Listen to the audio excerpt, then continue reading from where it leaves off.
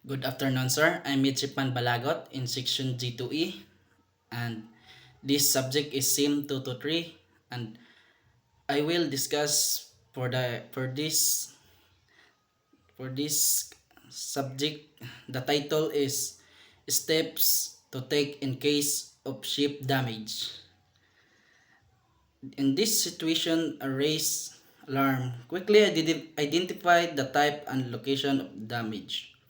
Collision, grounding, hull breach, fire, structural failure.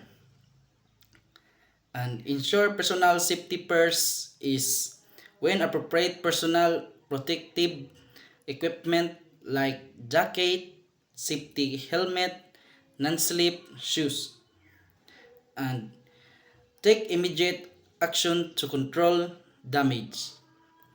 If water increase flooding, activate bridge pumps, close watertight doors, hatches and valves, use plug cement boxes or collision mats to seal seats if safe to do so, and report to authorities. The master must send a distress signal or urgency message via radio GMDS if the is in danger of sinking, loss of life, or severe pollution include. Ship ni position, time of accident, type of damage, and conditions, assistance required.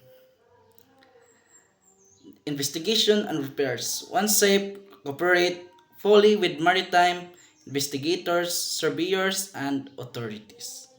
And that's all, sir. Thank you.